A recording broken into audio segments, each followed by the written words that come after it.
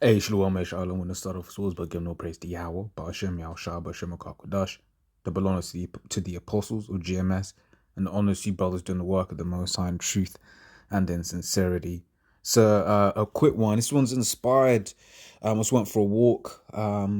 Ended up in some buttery ends. It was another part of London. Just went for a walk.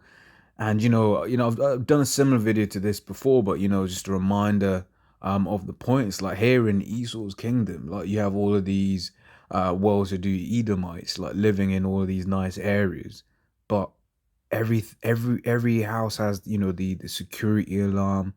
They might have a nice car, it's behind bollards, or it's parked, another car is parked in a way that it's difficult to take the car. And I was just thinking about the kingdom. No, once again, and it's in the kingdom. We're not gonna be worrying about someone stealing our cars. We're gonna be gods. In fact, the scriptures say that. Let me grab that real quick. Right now, we are gods, but we ain't on that level at the moment, right? That we will assume that position. What do you call it? Like many gods will assume that position in the kingdom. Right now we're just in these fleshly bodies, these corruptible bodies. Right, Psalms 82:6. I've said ye are gods, and all of you are the children of the Most High. Okay, but right now it says, "But ye shall die like men and fall like one of the princes." Right, that says they started when Adam listened to Eve and learned of the knowledge of wickedness, which leads to death. Whereas we were supposed to live forever. Okay, we were supposed to live forever. That's the way the Most High designed it, right? However, He designed it such that we would fall off, and then in the kingdom get right. That's the whole point of the second covenant, that we will no longer be sinning like we are now, right? Says so yeah, in the kingdom no one's going to be trying to steal from us. Someone, well, Jake isn't going to be stealing from one another, because we're going to be perfect, right? And the scriptures say you should not steal, right? So we ain't going to be stealing until these heathen nations even think about it. We know anyway, right? Once again, we're going to be able to read these different heathens' thoughts. So no one's even going to be thinking about it. So this is Matthew 6:19. It says, "Lay not up for yourselves treasures upon earth, where moth and rust doth corrupt, and where thieves break through and steal." Once again, here it is. You got all of these Edomites living the good life, yet they have to have security gates in front of their houses. Have to have security alarms. Certain people living good might even need security guards, right? That ain't that's low level, right? You could be the richest guy, whatever. You still need security. That's low level, man. Once again, in the kingdom, we ain't gonna need any of that. We ain't gonna need any of that whatsoever, right? So, but lay up for yourselves treasures in heaven, where neither moth nor rust doth corrupt, and where thieves do not break through and steal. Now, this is all going into like mentality and how we are supposed to be carrying ourselves, especially in these last days. Here we're not supposed to be trying to get things and keep things so that we become rich. And if you've got a little bit extra, shy, but this isn't the place where our heart is supposed to be set, right? Scriptures talk about that. It says roughly paraphrase, where your heart is. So that's, I forget how it's phrased. Let me find that. But when it's speaking about it cannot serve two masters, right? For either you love the one or you hate the other. Right, but I said the point I just wanted to bring out in this particular scripture is where thieves break through and steal, because that is this kingdom for you, right? Scripture's saying Sirach the 10th chapter. Let's read it real quick. It says, "A wise judge will instruct his people, and the government of a prudent man is well ordered. As the judge of the people is himself, so are his officers. And what manner of man the ruler of the city is, such are all that dwell therein." Now, the ruler of this city is a thief, right? How did he get America? How did he how what you think about wherever he is? How did he get his riches? right? Everything that he's got by stealing, right? We can get that in verse 8. It says, because of unrighteous dealings, injuries, and riches got by deceit, the kingdom is translated from one people to another, right? So unrighteous dealings, making promises that and then breaking said promises, right? Injuries and riches got by deceit. You lying to someone, you might as well just stolen it from them, right? You're trapping someone up to you think about the economic hitman, how Esau will send these his different agencies to basically trap a country into subjection. That is the ruler of this particular kingdom. So guess what the rest of the people are gonna be like? The rest of the people are gonna be of the same mind. Okay, so this is just to further expound on the points of Job 9:24 says the earth is given into the hand of the wicked. Okay, and that's Esau, the so-called right man, because everywhere he goes, wickedness follows. One part of those wickedness is lies and thievery, right? That's how this particular kingdom has been set up. Okay, so we carry on, right? Give an example of how we because this isn't in the kingdom, it's going to be in its perfection, but even in the time of Solomon we had a taste of how good things could be, right? Because even now Esau thinks his kingdom's all great, but we always have to remember this one thing, right? Pursuant to the vision that Daniel saw, this is a low level kingdom, right? Because don't forget, the Babylonians, that was a kingdom of gold. Then it went to silver. Then it went to what was brass. Was it silver? What was it? It was let me grab that real quick. Right, so this is Daniel 2. I'm going to start from 31. It says, thou, O king, sawest and behold a great image. This great image, whose brightness was excellent, stood before thee, and the form thereof was terrible. The image's head was of fine gold, and his breast and his arms of silver, his belly and his thighs of brass, his legs of iron, his feet part of iron and part of clay. And that's all of the representing different kingdoms. So as you see here, you first had the head of gold, and then the arms of silver, right, thighs of brass, legs of iron, and then his feet of part of iron and part of clay mixed together. Okay, so as you're basically seeing, the kingdoms have been getting worse and worse and worse and worse, right? So Esau thinks his particular kingdom is on a level, and really it's not, right? It's a kingdom fit for him, right? Scripture says the basis of men. Okay, but in the time of King Solomon, Israel had riches. Israel had riches good, right? And then we're aiming, not aiming, but we're waiting to get to be living like this once again, right? This is First Kings 10:26, and the king and Solomon gathered together chariots and horsemen, and he had 1,400 chariots and 12,000 horsemen, who he bestowed in the cities for chariots, and with the king at Jerusalem.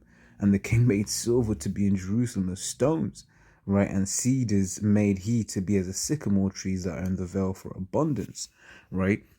So that's the point there. It says, and the king made silver to be in Jerusalem as stones. So you think about a stone. You remember when you was as a child, you see stone, you kick the stone down the road, right? Imagine that being like silver. Imagine silver having that level of insignificance, if you will, right? So then how do they treat gold? Gold was just like, everyday cutlery, whatever, what have you. Okay. So whatever it is that Esau has to offer, it ain't worth it.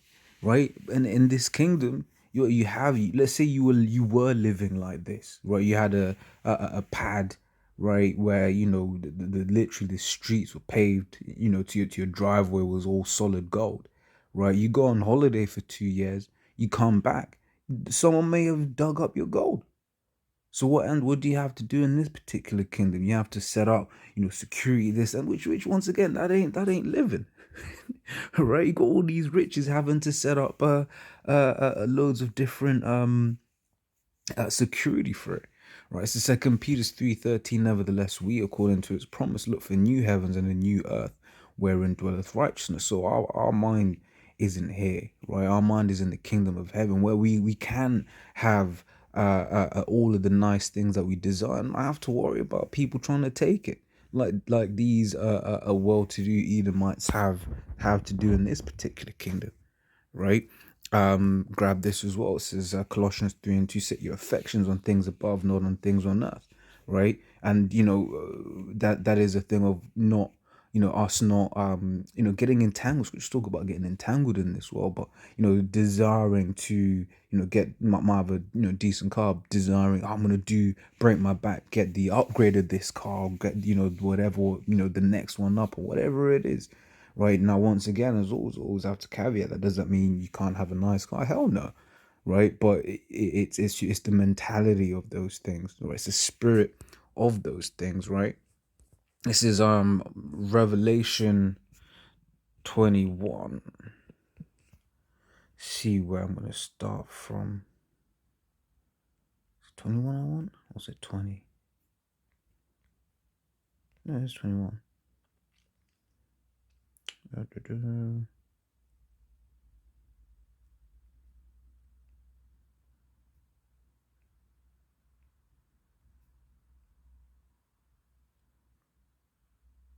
we go. This is Revelation 21, and I'm going to start from 18, right? It says, and the building of the wall of it was jasper, and the city was pure gold. Forget about it, right? The city itself was pure gold, right? It says, like unto clear glass. It was see through gold, right? That's what the Lord has waiting for us in the kingdom. Now we also want our people to sell out for these corrupted riches, right? Where you've got to now spend even more money to protect said riches, right? You don't know the people that are around you. People around you might be trying to steal from you, right? Your own security guards might be stealing from you. Now you need to have a security system to be recording everyone in and out. It's like, well, once again, what kind of living is that? Right, living in fear of the people that are around you. Whereas in the kingdom, man, imagine if Esau found a kingdom that was of pure gold. Oh man! But once again, that is a spirit that the people that he rules over have, right? You might invite some niggas to your house. The niggas steal your shit. You turn around, might have something made of pure gold, right? You go to the kitchen, you never see that item of pure gold ever again. But in the kingdom of Israel, right, the entire city is gonna be pure gold, man. Now, what's Esau's kingdom got in comparison with that? Right, verse 19 it says, and the foundation of the wall of the city were garnished with all manner of precious stone.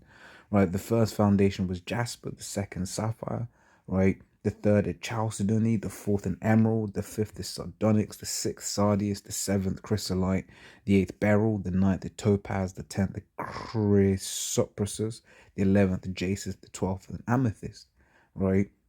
And the 12 gates were 12 pearls. Every several gate was of one pearl, and the street of the city was pure gold, as it were transparent glass. Right? So that is the kingdom, right? That is the kingdom. Not this rubbish here, man. Right? This is Psalm 16:11 says, thou will show me the path of life. In thy presence is fullness of joy.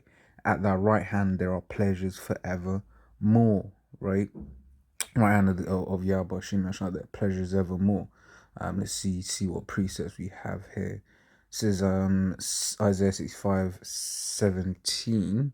Forgot whether it said where it was. Up to, I think it's a couple of verses. It says, for behold, I create new heavens and a new earth, and the former shall not be remembered nor come into mind.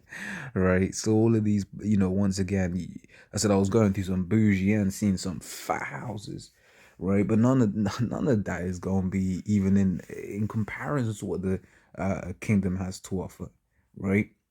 It says, nor come into mind, right? So yeah, you fat houses compared to a city of gold. Fat houses, but it's concrete outside. Fat houses, but you drive 10 minutes down the road, you see homeless people, right? But that ain't gonna be in our kingdom, man. Our kingdom's gonna be beautiful, right? It says, but be ye glad and rejoice forever in that which I create. For behold, I create Jerusalem a rejoicing, and her people a joy. And I will rejoice in Jerusalem, a joy in my people. and the voice of weeping shall no more be heard in her, nor the voice of crying. Yeah, because you might have these guys once again living all of this bougie lives, whatever, what have you, but they're depressed, they're through, right? You know, they got debts. Hey, just because someone drives a nice car doesn't mean they ain't in debt, right? They're just in debt to a bigger amount, right? But their whole thing is, oh, it's okay, I'll put it on the credit card. I'll get, you know, they believe that the houses shall continue forever, right? So they don't imagine a situation where they lose it all, right? So then they just have higher debts, rather higher obligations, which technically speaking is debt anyway, an obligation. You got to pay it, okay? Says there shall be no more thence an infant of days, nor an old man that hath not filled his days. For the child shall die in 100 years, but the sinner shall be in 100 years. But the sinner being 100 years old shall be accursed. Right, and the children of Israel are never gonna die. Okay, the kingdom, that is, right? Because we're gonna be all righteous, because we're not gonna be able to sin ever again. Okay, this is John 14:2. Beautiful precepts is in my father's house are many mansions. If it were not so, I would have told you. I go to prepare a place for you. Right, many mansions. I'm referring to all of the different planets that the Lord has prepared for us. Right, so we go to Isaiah 40:22. Says, "It is He that sitteth upon the circle of the earth, and the inhabitants thereof are as grasshoppers, that stretcheth out the curtain, the heavens as a curtain, and spreaded them out as a tent to dwell in." Okay, just basically breaking down that point even further. What would you call it? So was that anything else I want in there? I think that's basically the point there. Okay. So what last precepts have we got? 1 Corinthians 2:9 says, "But as it, well, yeah, same thing. It says, but as it is written, eye hath not seen nor ear heard, neither have entered into the heart of man the things which the Most High hath prepared for them that love Him." Right. So hey, we look forward to the kingdom of heaven. Right. That is where our heart is. Right. Because everything here is corrupt. It's, you know, whatever it is you think, whatever it is that you think of is corrupt, right? Only thing of purity is this truth, man, right? But yeah, as always, Lord's what I was edifying. Till next time, Shalom.